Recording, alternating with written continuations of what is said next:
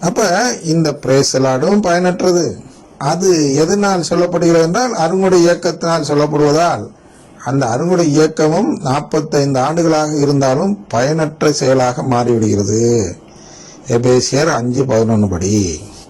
ஆனா இந்த நற்கருணைக்கு எதிரான நம்பிக்கையுடைய அந்த குருக்கள் ஒரு இதை நிரூபிக்க பார்க்கிறாங்க.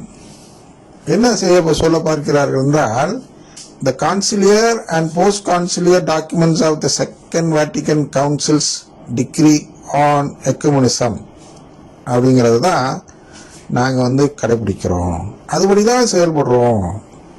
இந்த யூஆர் என்று சொல்லக்கூடிய அந்த டிகிரி ஆன் எக்குமெனிசம் இருக்கிறது அல்லவா, அதுபடிதான் செயல்படுறோம்னு சொல்ல பார்க்குறாங்க. சொல்லி அவங்க என்ன செய்ய பார்க்குறாங்கன்னா, நாங்கள் அதுக்கு பேணி வளர்க்க பார்க்கிறோம். இதை கிறிஸ்துவ ஒன்றிப்பு முயற்சியை பேணி வளர்க்க பார்க்கதான் என்ன செய்கிறோம் என்றால் அந்த பிரைஸ் தி லார்ட் வாழ்த்துறையை சொல்கிறோம் அப்படின்னு சொல்ல பார்க்குறாங்க. அதனால் இவர்கள் என்ன நம்பி அதை சொல்கிறார்கள் என்றால், இவர்கள் என்ன நினைத்துக் கொள்கிறார்கள் என்றால், அந்த சகோதரர்கள் இருக்கிறார்கள் அல்லவா, அந்த பிரிக்கப்பட்ட சகோதரர் என்று அழைக்கப்படுகிறது, மற்ற சபைகளை சேர்ந்த சகோதரர்கள் இருக்கிறார்கள், அவர்களோடு பேசுவதும் அவர்களோடு சேர்ந்து ஜெபித்தால் மட்டுமே அங்கே கிறிஸ்துவ ஒன்றிப்பு நடந்து விடுகிறது என்று நம்புகிறார்கள்.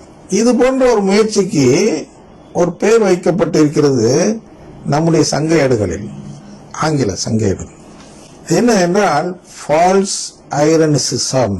ஃபால்ஸ் ஐரனிசிசம் அப்படின்னா என்னன்னா, பகுத்தறிவை பயன்படுத்தி வாதத்தால் மட்டும் அந்த கிறிஸ்துவ ஒன்றிப்பை மேற்கொள்கிறது.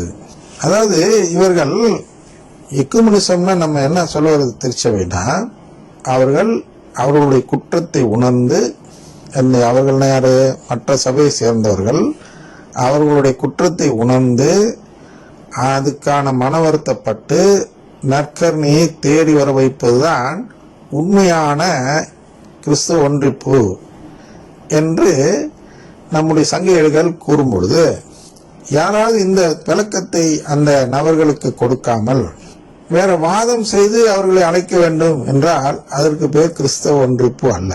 அதாவது வேறு முறைகளில் அழைத்தால் அதற்கு பேர் தான் ஃபால்ஸ் ஐரனிசிசம். ஃபால்ஸ் ஐரனிசிசம் என்பது கிறிஸ்தவ ஒன்றிப்பு அல்ல. அது பிரைஸ் தி லார்ட் சொல்வதனாலேயோ ஒரு பாட்டு பாடுறதுனாலேயோ அவர்கள் இங்கே அழைக்கப்பட்டால் அதுக்கு பேர் கிறிஸ்தவ ஒன்றிப்பும் அல்ல, சங்கேடு சொல்கிறது. அப்ப இங்க எது கிறிஸ்தவ ஒன்றிப்பு என்றால், உண்மையிலேயே அங்க மனமாற்றம் நடக்க வேண்டும். மனமாற்றம் நடந்து வரணும். அதுக்கு என்ன பண்ணணும்? அதற்கு பின்வரும் அம்சங்கள் அதில் இருக்க வேண்டும். பின்வரும் மேற்கோள்கள் சங்க ஏடுகளில் இருந்து நாம் பார்ப்போம்.